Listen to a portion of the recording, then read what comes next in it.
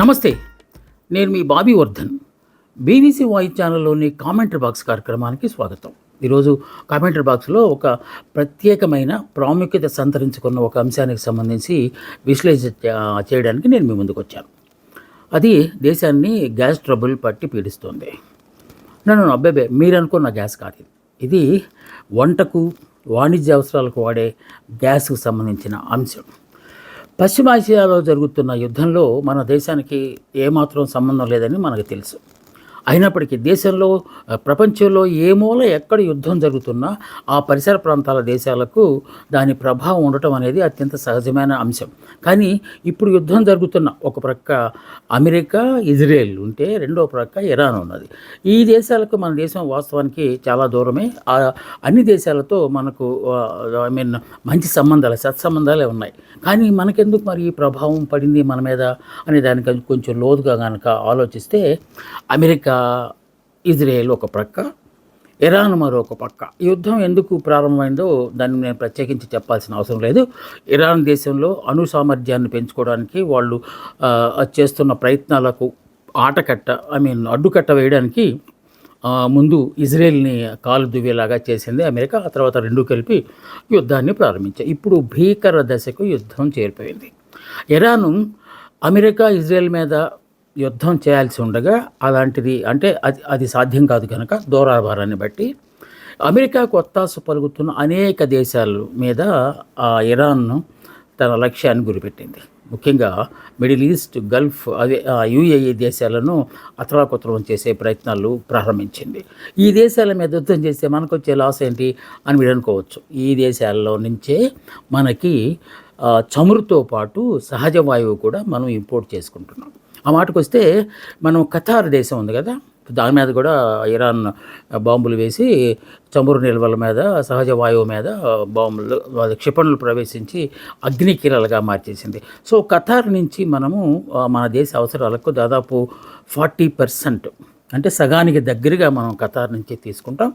ఆ తర్వాత Saudi Arabia నుంచి తీసుకుంటాం. ఇప్పుడు ఈ రెండు దేశాలని ఇరాన్ టార్గెట్ చేసింది. ఎందుకు?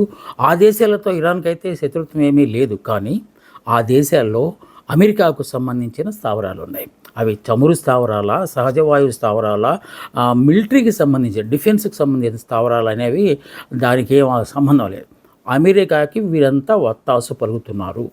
అవన్నీ ఒకటైపోయి అమెరికాని ఎదిరించాల్సిన పరిస్థితుల్లో మన మీద దాడి చేయడానికి వస్తుంది. కాకపోతే ఇప్పుడు దాకా ఈ మిడిల్ ఈస్ట్, యుఏఈ, సౌదీ ఈ దేశాలు ఏవి ఇరాన్ మీద యుద్ధానికి వాళ్ళు చేస్తున్నప్పటికీ వీళ్ళు మాత్రం యుద్ధానికి ఇంకా సంసిద్ధం కాలేదు. కేవలం వాళ్ళు చేస్తున్న పని ఏంటంటే ఇరాన్ వాడుతున్న మిసైల్స్ని, డ్రోన్ ద్వారా చేస్తున్న దాడుల్ని తిప్పికొట్టే ప్రయత్నం చేస్తున్నారు, అంటే డిఫ్యూజ్ చేస్తున్నారు అంతే. అయినా సరే చాలా ఆర్థిక నష్టాలను ఈ కంట్రీలు అనుభవిస్తున్నట్టుగా మనకి అనిపిస్తుంది. సో ఇప్పుడు మళ్ళీ మనం అసలు అంశంలోకి వద్దాం. ఈ చమురు, సహజ వాయువులను మనం చాలా దేశాల నుంచి తీసుకొస్తున్నాం. మనం ఇందాక చెప్పుకున్నట్టు ఖతార్, అలాగే సౌదీ అరేబియా, కువైట్ అలాంటి వాటికి తెచ్చుకుంటూ పాటు Canada, Norway, Russia, Nigeria, Angola, America, రష్యాల నుంచి కూడా ఎంతో కొంత మనం తీసుకుని వస్తున్నాం. అది చమురు కానీ లేకపోతే సహజ వాయువులు కానీ అది ఆ శాతం మాత్రం చాలా తక్కువ. ఎక్కువ మనం తీసుకుంటుంది యుఏఈతో సహా మిడిల్ ఈస్ట్, గల్ఫ్ దేశాల నుంచే మనం సహజ వాయువులను మనం తీసుకొస్తున్నాం. ఇప్పుడు దానికే పెద్ద ఆటంకం ఏర్పడింది. ఒక అగ్నికీలలాగా అవి మండుతూ ఉంటే అవి మనకి సరఫరా చేయడానికి కూడా ఇబ్బందులు ఏర్పడే పరిస్థితి. ముఖ్యంగా హర్మోజ్ జలసంధి, దాని ద్వారానే మనకి ఆయిల్ వచ్చినా, గ్యాస్ వచ్చినా ఆ జలసంధి ద్వారానే మన నౌకలన్నీ రావాలి. సో గుడ్డిలో మెరలాగా మనం సంతోషించాల్సిన ఒకానొక అంశం ఏంటంటే మన దేశానికి చమురు మోసుకొస్తున్న నౌకలను మాత్రం ఇరాను మన అభ్యర్థన మేరకు వాటికి అనుమతినిచ్చింది. ఇప్పటికే మనకి కొన్ని నౌకలు వచ్చేసాయి. కానీ సహజ వాయువుకి ఆ వెసులుబాటు ఈ ప్రస్తుతానికైతే కలిగించలేదు. అది అవుతుందో లేదో కూడా మనం చెప్పలేని పరిస్థితి. ఒక ప్రక్క ఈ గ్యాస్ నిల్వలు, వాణిజ్య గ్యాస్ నిల్వలకి చాలా ఇబ్బంది ఏర్పడింది మన దేశంలో. ముఖ్యంగా హోటళ్ళు, ఆతిథ్య రంగం, పర్యాటక రంగం, రెస్టారెంట్లు, హాస్టళ్ళు, పీజీలు వీటిల్లో కమర్షియల్ ఇది ఆఖరికి పసిబిడ్డలకు ఆహారాలు పెట్టి అంగన్వాడీ కేంద్రాల్లో కూడా కమర్షియల్ గ్యాస్ని వాడాల్సిన పరిస్థితి వచ్చింది. ఇప్పుడు ఈ గ్యాస్ ఎప్పుడైతే స్కేర్సిటీ ఏర్పడిందో, కొరత ఏర్పడిందో వాటన్నిటికీ ఇబ్బందులు ఏర్పడినాయి. ఇప్పుడు పెద్ద పెద్ద సిటీల్లో ఢిల్లీ, హైదరాబాద్, బాంబే, కల్కటా ఇలాంటి కొన్ని పట్టణ మహానగరాల్లో ఇప్పటికే హోటళ్ళు దాదాపు సగం దాకా మూతపడిన పరిస్థితి ఏర్పడింది. కొన్ని హోటల్లో బఫే సిస్టమ్ ఉంటుంది కదా, ఆ బఫే అనగానే 50-60 ఐటమ్స్ పెడతారు. ఇప్పుడు అవన్నీ పూర్తిగా తగ్గించేసి కేవలం 15 ఐటమ్స్ మాత్రమే పెడుతున్నారంటే ఆ గ్యాస్ తాలూకు స్కేర్సిటీ అంటే కొరత ఎంత తీవ్రంగా ఉందో మనం ఈజీగా అర్థం చేసుకోవచ్చు. ఇంకా విశ్వవిద్యాలయాలకు సంబంధించిన యూనివర్సిటీ హాస్టళ్లలో కూడా బిడ్డలకు భోజనం పెట్టలేని పరిస్థితి. సో అందువల్ల రకరకాల మార్గాల ద్వారా వాళ్ళు వంట చేసి పెట్టే ప్రయత్నం చేస్తారు. ముఖ్యంగా మనకి సాంప్రదాయంగా వస్తున్న కట్టె పొయ్యిలను మళ్ళీ వాళ్ళు బయటికి తీసి మళ్ళీ ఎలాగోలాగా తయారు చేసి ప్రస్తుతానికైతే పెడుతున్నారు. మెనూల్లో మాత్రం చాలా మార్పులు చేస్తే తప్ప వాళ్ళకి భోజనాలు అందించలేని పరిస్థితి వచ్చింది. సో బొంబాయి, ఢిల్లీ, బెంగళూరు ఇలాంటి ప్రాంతాల్లో హోటల్స్ వాళ్ళు ఆల్రెడీ అప్పీల్ చేశారు. మేము ఇంకా నడపలేము, మీరు ఏదో ఒక మార్గాన్ని మాకు చూపిస్తే తప్ప, లేకపోతే వేల మంది కార్మికులు, హోటల్లో పనిచేసే కార్మికులు రోడ్డు మీదకి వచ్చేస్తారని ప్రభుత్వానికి అల్టిమేటం ఇచ్చినా కూడా ప్రభుత్వం కూడా చేతులు తీస్తుంది. ఎందుకంటే మనకి ఇందాక మనం చెప్పుకున్న దేశాల నుంచి రావడానికి చాలా ఇబ్బందికర పరిస్థితులు ఏర్పడిన మాట వాస్తవం. ఇప్పటిదాకా మనకు కొన్ని హోటళ్ళు ఎలాగోలాగా బ్లాక్లో గ్యాస్ దొరుకుతుందనే ఒక వార్త కూడా ఇప్పుడు చాలా చాలా సంచలనంగా మారిపోయింది. ఒక ప్రక్క ప్రభుత్వం మేము గట్టి చర్యలు తీసుకుంటున్నాం, చాలా చాలా ప్రత్యామ్నాయ మార్గాలను వెతుకుతున్నాము, పొదుపుగా వాడుకోండి లాంటి సలహాలు ఇస్తున్నప్పటికీ మరో ప్రక్క 2000కి 3000కి సిలిండర్లు బ్లాక్లో దొరుకుతున్నాయంటే ఈ నిర్వహణ లోపం ఎక్కడుందో దాని మీద ప్రభుత్వాలు దృష్టి సారించాల్సిన అవసరం ఉంది. ఇలా బ్లాక్లో గ్యాస్ కొనడం వల్ల ఆటోమేటిక్గా ధరలు పెంచేస్తున్నారు హోటల్లో. ఇంకా ఆశ్చర్యకరమైన అంశం ఏంటంటే అక్కడ మనకి బిల్లులో వేసే SGST, CGST ఉన్నాయి కదా ట్యాక్సులు, దాంతోపాటు గ్యాస్ ట్యాక్స్ అని కూడా వేస్తున్నారు. ₹3, ₹4 టిఫిన్ అంటే ఆ అమౌంట్ని బట్టి కొత్తగా వసూలు చేస్తున్నారు. అంటే సందట్లో సడేమియా అన్నట్టుగా అది నిజంగా అధికారికంగా చేస్తున్నారా, లేకపోతే అనధికారికంగా చేస్తున్నారా, లేకపోతే ప్రభుత్వ దృష్టికి తీసుకొచ్చి చేస్తున్నారనేది ఇప్పటిదాకా అయితే తెలియలేదు.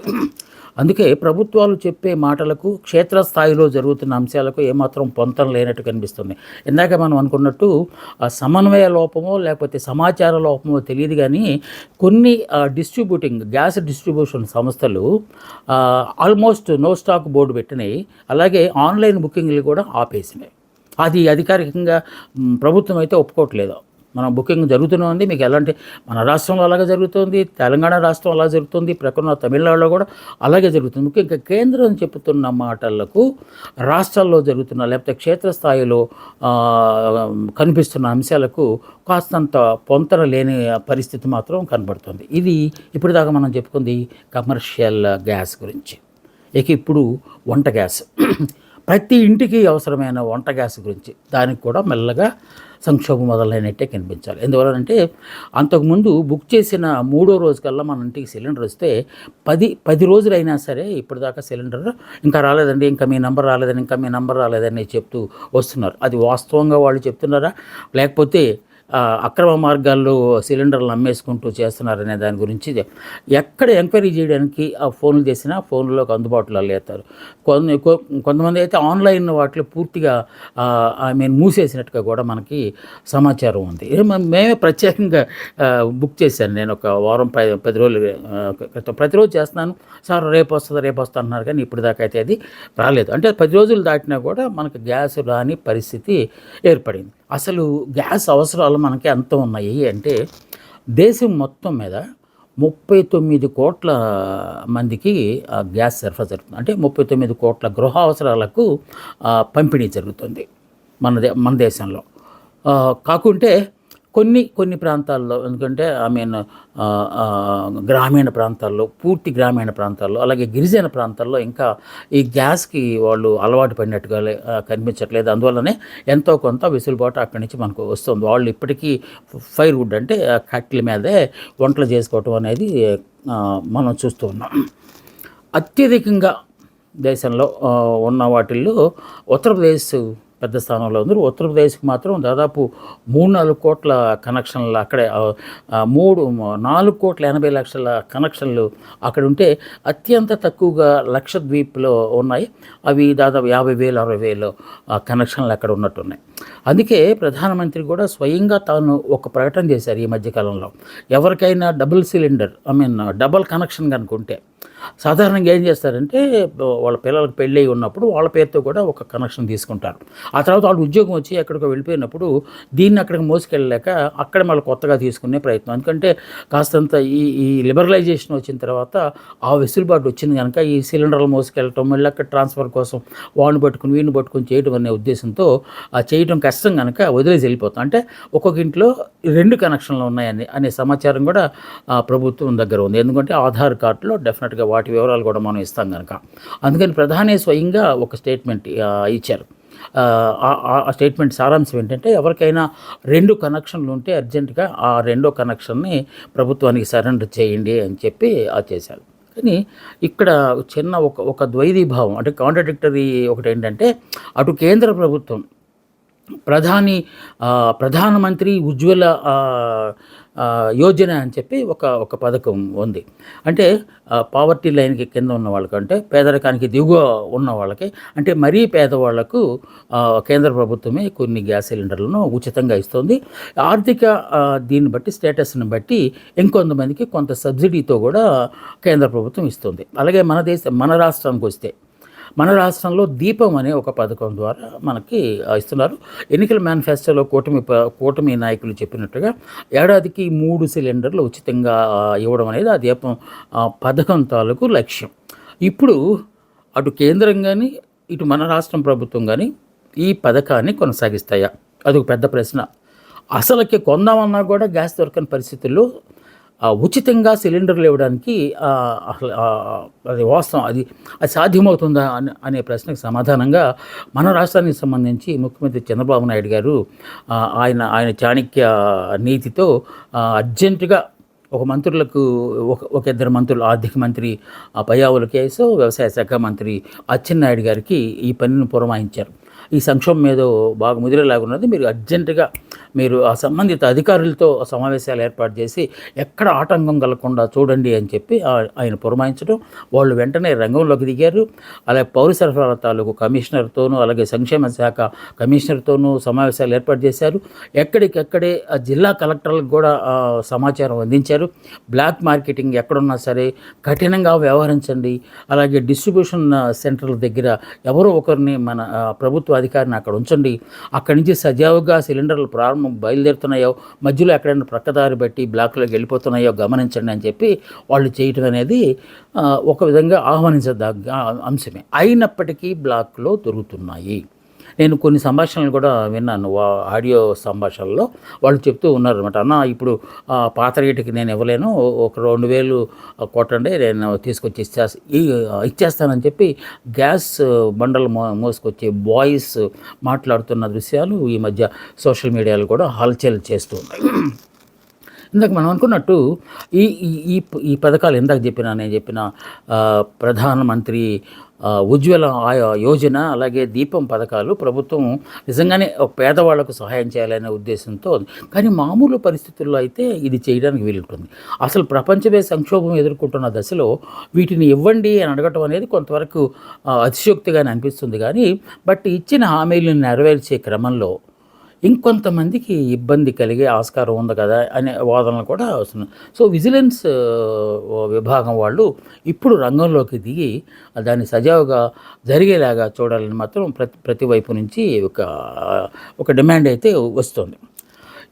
ఇప్పుడు మనం అనుకున్న ఈ సంక్షోభము కృత్రిమంగా వచ్చిందా లేకపోతే నిజంగా, ఎందుకంటే కేంద్ర ప్రభుత్వం ఒక ప్రక్క ప్రతిరోజు ఒక మెసేజ్ మాత్రం ఇస్తూనే ఉంది. ఏమి కొరత లేదు మన దేశానికి గ్యాస్కు సంబంధించి ఎలాంటి కొరత లేదు, మనకి సఫిషియెంట్గా ఉన్నాయి. గతంలో కంటే 30% గ్యాస్ ఉత్పత్తులు మనం డొమెస్టిక్గా అంటే మన స్వదేశంలోనే మనం చేసుకుంటున్నాము, ఇంపోర్ట్స్ మీద కొంచెం తక్కువ ఆధారపడుతున్నాము అని చెప్తున్నప్పటికీ మనకి గుండెకాయలాగా ఉన్న కువైట్, సౌదీ అరేబియా దేశాల్లో జరుగుతున్న విధ్వంసాన్ని యుద్ధానికి మనకి ఇప్పుడు కాకపోయినా కొన్ని రోజుల తర్వాత విపరీతమైన స్కేర్సిటీ అంటే కొరత వచ్చే ఆస్కారం ఉందని చెప్పి కొంతమంది వ్యాపారస్తులు అలాగే విశ్లేషకులు కూడా చెప్పడం అనేది ఇది మనం అప్పుడప్పుడు ఉంటాను పల్లెటూరులో ఒక గ్రామీణ ప్రాంతాల్లో ఒక సామెత ఉంటుంది, ఎంకి పెళ్ళి సుబ్బి చావుకొచ్చింది అని. వాడెవడో అక్కడ యుద్ధం చేసుకుంటుంటే మనకేంటి ఈ పరిస్థితి అని కొంతమంది సామాన్యులు అనుకోండొచ్చు. కానీ ప్రపంచీకరణ అంటే ప్రపంచంలో ఏ మూల చీమ చిటుక్కుమన్నా కూడా ఇంకో దేశంలోకి ఆ మూలకి వెళ్ళిపోతుంది ఆ సమాచారం. సో అన్ని రంగాల్లో ప్రపంచం అంతా ఒక కుగ్రామంలాగా గ్లోబల్ విలేజ్ అంటాం దాన్ని. ఆ గ్లోబల్ విలేజ్గా మారిపోయిన ఈ తరుణంలో ఏ చిన్న 2 దేశాల మధ్య యుద్ధం వచ్చినా కూడా దాని ప్రభావం కొందరికి ప్రత్యక్షంగా కొందరికి పరోక్షంగా రావటం అనేది జరుగుతుంది. మనం ఇప్పుడు ప్రత్యక్షంగా నిజంగా యుద్ధంలో పార్టిసిపేట్ చేయట్లేదు. అంటే చాలామంది అంటూ ఉన్నారు, ఒక్క ఫోన్ కాల్ ప్రధాని మోదీ కనుక చేస్తే ఇరాన్కి కానీ ఇజ్రాయెల్కి కానీ చేస్తే యుద్ధం ఆగిపోతుంది అని అంటున్నారు. ఆ మాటలో ఎంత వాస్తవం ఉందో తెలియదు, కానీ మొత్తానికి అవతల నుంచి కొంత మనకి సానుకూల పరిస్థితులే ఉన్నట్టు కనిపిస్తుంది. ముఖ్యంగా హర్ముజ్ జలసంధి ద్వారా మనకు వచ్చిన నౌకలు, చమురు నౌకలను కనుక చూస్తే మిగతా నౌకలను వాళ్ళు పట్టేస్తున్నారు, కానీ భారతదేశపు జాతీయ పతాకం ఎగరవేసిన నౌకలను మాత్రం వాళ్ళు వదిలిపెడుతున్నారంటే మన దేశానికి కాస్త ప్రతిష్ట ఉన్నట్టుగానే అనిపిస్తుంది. సో అదే ప్రతిష్టను, ఇదే గుడ్ విల్ని గ్యాస్కు సంబంధించి కూడా మనం ఒకవేళ మనం అమలు చేయగలిగితే కొంత వెసులుబాటు ఉండే ఆస్కారం ఉందని చెప్పి అనుకుంటున్నారు. ఈ లోపు జరిగే అనర్థాలను ఎలాగా కాపాడాలి. హోటల్ రంగం చాలా ఇబ్బంది పడుతుంది, ఆతిథ్య రంగం, ఎందుకంటే టూరిస్టులు ఎక్కడ వాళ్ళు వచ్చిన వాళ్ళు అక్కడ ఆగిపోయారు. ఎందుకంటే చాలా దేశాలకు వెళ్ళడానికి ఇప్పుడు ఫ్లైట్లు లేకుండా పోయి కనుక వాళ్ళు ఎక్కడే ఉండిపోయారు. స్టార్ హోటళ్ళు సైతం చాలా స్కేర్సిటీని ఎదుర్కొంటూ ఉన్నాయి. ఇలాగ రకరకాల కష్టాలు ఎదుర్కొంటున్న సమయంలో ఈ యుద్ధం ఇంకెన్నాళ్ళు జరుగుతుందిరా బాబు అని చెప్పి కొంతమంది అప్పుడెప్పుడు 90స్లో గల్ఫ్ వార్ జరిగినప్పుడు కూడా అక్కడెక్కడో యుద్ధం జరుగుతుంటే ఇక్కడ పంచదార, ఉప్పు, పప్పు, బెల్లాలకి రేట్లు పెరిగినట్టు రేపు ఆ ప్రమాదం కూడా రాబోతుంది. ఎందువలనంటే చమురు నిల్వలు లేకుండా పోతే, చమురు కనుక రావటం మానేస్తే, ఆపేస్తే అది నిత్యావసరాల మీద ధరలు డెఫినెట్గా పడతాయి. ఎందుకంటే ట్రాన్స్పోర్ట్ ఛార్జెస్ ఉంటాయి కదా, ఒక చోట నుంచి మరో చోటుకి. ఇప్పుడు ఉదాహరణకు ఉల్లిపాయలు మనం ఇక్కడ షోలాపూర్ నుంచి తీసుకొస్తాం, అంటే మహారాష్ట్ర నుంచి లారీల్లోనూ తీసుకొస్తాం. కానీ లారీలకి పెట్రోల్, అది డీజిల్ వాడాలి కదా. ఆ డీజిల్ మనకు కొరతగా ఉంటే డీజిల్ తాలూకు రేట్లు పెరిగిపోతే ఆటోమేటిక్గా వాళ్ళు మోసుకొచ్చే ఉల్లిపాయలు కూడా పెరుగుతాయి కదా. సో ఇలాగా చైన్ రియాక్షన్ అంటారు కదా, ఒక చోట ఏదో బటన్ నొక్కితే ఇంకో చోట ఈ చీకట్లు కమ్ముకునే ఆస్కారం కూడా ఉంది. కనుక నిత్యావసర ప్రస్తుతానికి కేవలము వాణిజ్య అవసరాలకు వాడే గ్యాస్కి, అలాగే ఇప్పుడు మనం ఈ సిఎన్జి ఆటోలు, సిఎన్జి కార్లు అవన్నీ పెట్టాం. వాళ్ళందరూ ఆల్మోస్ట్ ఇంటి దగ్గర తాళం వేసి పెట్టుకున్నట్టుగానే ఉంది, ఎందుకంటే అక్కడ కూడా ఈ స్కేర్సిటీ మొదలయ్యింది. ఇప్పుడు వాణిజ్య అవసరాల నుంచి కొంచెం ఎక్స్టెండ్ అయిపోయి మన గృహ అవసరాలకు కనుక ఇదే సమస్య వెంటాడితే చాలా ఇబ్బందులు ఏర్పడాల్సి సందట్లో సడేమేలాగా ఇప్పుడు ఏంటి, అందరూ ఎలక్ట్రానిక్ వస్తువుల వైపు పరుగులు చేస్తున్నారు. కొంతమంది అయితే ఎలక్ట్రానిక్ కుక్కర్స్ తీసుకుంటున్నారు. అంటే ఇంకొంతమంది ఇండక్షన్ స్టవ్లు ఉంటాయి కదా, ఒకప్పుడు ఇండక్షన్ స్టవ్ అంటే ఎందుకంటే బాబు బోల్డ్ కరెంట్ అవుతుంది అని చాలా, ఒకవేళ ఉన్నా కూడా ఇంట్లో అటకెక్కించేవాళ్ళు. ఇప్పుడు షాపుల వాళ్ళు అటక మీద నుంచి కిందకి దిమ్మి అమ్ముతున్నారు. అక్కడ కూడా క్యూలు కట్టి ఇండక్షన్ స్టవ్లు కొంటున్నారు. మన దేశంలో క్యూ అనేది సామాన్యం. సినిమా టికెట్లా, గ్యాస్ సిలిండర్లా, లేకపోతే ఈ ఇండక్షన్ స్టవ్లా, లేకపోతే దీపావళి దసరాలకు ఇచ్చే ఈ బొనంజాలు ఉంటాయి కదా, వాటికి ఎక్కడైనా క్యూలో నించొని ఆ సామాన్లు దక్కించుకోవడం కోసం మన వాళ్ళు చేసే ప్రయత్నాలు ఇప్పుడు మళ్ళీ ఈ ఇండక్షన్ స్టవ్లు కొనే విషయంలో కూడా జరుగుతుందని అనుకో. మాకు ఒకటే ఉండి, మాకు 2 అడుగుతున్నారు. వాళ్ళు కూడా షాపులు వాళ్ళు కూడా దీన్ని క్యాష్ చేసుకోవడానికి ఒక్కొక్కరికి ఒకటే ఇస్తూ ఉండే. ఎప్పుడో పాత మా రోజుల్లో సినిమా టికెట్లకు వెళ్తే ఒక 5-6 ఇవ్వమంటే లేదండి మనిషికి ఒక్క టికెట్ అనేవాళ్ళు. ఆ విధంగా ఇండక్షన్ స్టవ్లు కూడా ఒకళ్ళకే ఒకటి మాత్రమే ఇస్తాను. అఫ్కోర్స్ ఆ తర్వాత అతను వేషం మార్చుకుని లేకపోతే మరో రోజు వచ్చి తీసుకెళ్తాడు అనుకోండి. ప్రస్తుతానికి జరుగుతున్న ఒక కామెడీ సీన్ ఏంటంటే ఒక్కొక్కటి వచ్చేసి 2-3 ఇవ్వండి. ఎందుకు 2-3 తీసుకెళ్తారు? ఒకవేళ వాళ్ళకి ఒకటి అవసరం అయితే పక్కింటి వాళ్ళకి ఇంకొక 500 వేసుకుని వాళ్ళకి అమ్మేసుకోవచ్చనా? ఏదో రకరకాల ప్రయత్నాల్లో ఎవరి దారిలో వాళ్ళు ఉన్నారు. యుద్ధం ఒక ప్రక్క జరిగి ప్రపంచం అంతా అతలాకుతలం అయిపోతుంటే ఈ కంత్రిగాళ్ళేమో ఈ రకరకాల విన్యాసాలు చేస్తూ పరిస్థితిని మరింత జటిలం చేస్తూ ఉన్నారు. సో ప్రస్తుతానికి కేవలం గ్యాస్ ట్రబుల్గానే ఉన్న ఈ యుద్ధ ప్రభావం రాను రాను నిత్యావసర వస్తువుల మీద కూడా పడకుండా చూడాల్సిన బాధ్యత ప్రభుత్వాల మీద ఉంది. ప్రజలు ముఖ్యంగా దాన్ని సహకరించాల్సి ఉంది. ఎందువల్లనంటే రేట్లు పెరిగేస్తాయని చెప్పి అందరూ 2 కేజీలు గతంలో కొనుక్కుంటూ ఇప్పుడు 20 కేజీలు కొనుక్కొని ఇంట్లో పెట్టేసుకోవడం అనేది అది చాలా ప్రమాదకరమైన అంశం. ఎందుకంటే మీరు ఎప్పుడైతే అవసరాన్ని మించి కొని ఇంట్లో స్టాక్ పెట్టాలనుకుంటున్నారో అవతల ఉన్న సరుకంతా అయిపోయినప్పుడు డెఫినెట్గా మళ్ళీ స్కేర్సిటీ ఏర్పడుతుంది. స్కేర్సిటీ ఏర్పడినప్పుడు డిమాండ్ పెరుగుతుంది, సప్లై రాకుండా పోతుంది, రేట్లు ఆటోమేటిక్గా పెరిగిపోతాయి. మీరు చేసిన ఒక చిన్న తప్పు దాని చైన్ రియాక్షన్ వల్ల సామాన్యుడు కూడా దొరికిపోయే ఆస్కారం ఉంది. ఇప్పుడు ఇది గ్యాస్కి మాత్రమే పరిమితమైంది. అది నిత్యావసర వస్తువులు కూడా వెళ్లకుండా చూడాల్సిన బాధ్యత మనందరి మీద ఉంది. హాస్టల్లో పాపం పిల్లలు అల్లాడిపోతున్నారు. సో అలాంటి వాళ్ళైనా మనకు గుర్తు రావాలి. ఎందుకంటే ఇలాంటి ఈ దుశ్చర్యలకు పాల్పడుతున్న వాళ్ళు, బ్లాక్ మార్కెట్లో అమ్ముతున్న వాళ్ళు, వీళ్ళందరూ సహనంగా వాళ్ళు ఉన్నంతకాలం ఇలాంటి ఆటలు సాగుతాయి. ఒకవేళ నిజంగానే వాళ్ళకి ఓర్పును నశించేసి ఒకసారి ఎదురు తిరగటం మొదలు పెడితే రకరకాలు నాకు ఇంకా గుర్తు 90ల్లో జరిగిన గల్ఫ్ వార్కి ఆ పేరుతో రేట్లు పెంచిన షాపుల మీద కొంతమంది విద్యార్థి సంఘాలు వెళ్ళిపోయి దోచేసి జనాలందరికీ పంచిన సంఘటన ఇప్పటికీ నేను మర్చిపోలేదు. సో అలాంటి సందర్భాలు రాకుండా ఉండాలంటే ప్రభుత్వానికి ప్రజలకి మధ్య సంధానకర్తలుగా అధికారులు ఉండాలి. అధికారుల అప్రమత్తత వల్ల ఈ డిస్ట్రిబ్యూషన్ అది సరుకులు కావచ్చు, లేకపోతే గ్యాస్ కావచ్చు, సక్రమంగా జరగాలని, అది జరిగితే బాగుంటుందని చెప్పి మనం కూడా ఆశిద్దాం. ఇది ప్రత్యేకంగా చేసిన గ్యాస్ ట్రబుల్కు సంబంధించి ఒకానొక అంశం. మీరు ఆ కష్టం పడుతున్నారేమో కామెంట్ చేయండి. ఇది ఇవాల్టి కామెంటరీ బాక్స్. మళ్ళీ ఇంకొక మంచి అంశంతో నేను మీ ముందుకు వస్తాము. అందాక సెలవు. నమస్తే, మీ బాబీ వర్ధన్.